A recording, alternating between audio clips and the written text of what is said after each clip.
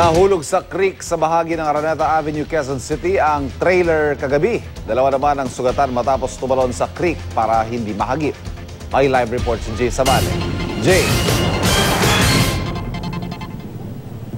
Ivan, tatlo nga ang sugatan matapos sumalpok ang trailer ng dolly truck sa concrete railings na harang ng creek dito sa Araneta Avenue, Barangay Siena, Quezon City, pasado alas 11:30 kagabi. Wasak ang concrete railing ng creek sa Araneta Avenue, Barangay Siena matapos tumbukin ng trailer ng 20-wheel dolly truck bandang alas 11:30 kagabi. Ang driver nahulog sa mismong creek. May biglang kumalabog lang na parang may nakalas nga doon sa minamaneo niya. Kaya tumilapon siya sa kaliwa.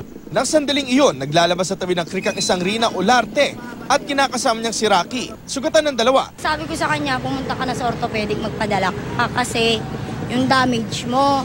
Ngayon sabi niya, ayaw raw niya. Tapos pati yung asawa niya na nakasama niya na tumalon dyan, ayaw din daw. Ang dolly truck driver na si Kenji Anok na sugatan din ay agad dinala sa East Avenue Medical Center. Ang 5 concrete square pile o pelote na ide-deliver sana ng dolly truck sa Diosdado Macapagal Avenue para gamiting pundasyon ng isang gusali ay di na mapapakinabangan pa. Pero ang mga bakal na nasirang concrete railings, pamasko na para sa mga ngalakal na mano-manong tinatanggal ang matatabang bakal gamit ang lagare, bato at puwersa. Para saan mo kinukuha yung mga yan? Kain lang. Magkano mo mabibenta yung ganyan? 7 isang kilo lang. 7 isang kilo. Sa tingin mo, ilang kilo yung makuha mo? 4, 5.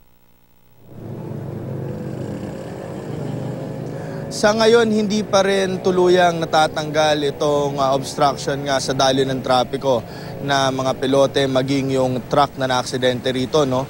Yung trailer niya ay nandun pa rin sa may creek nga. At hindi pa naman ito masyado nakakapekto sa daloy ng trapiko, pero mamaya pag nagsimula na nga itong tinatawag na rush hour ay paniguradong makakalikha ito ng mabigat na daloy ng trapiko, lalo't 2 lane ang okupado ng naaksidenteng truck.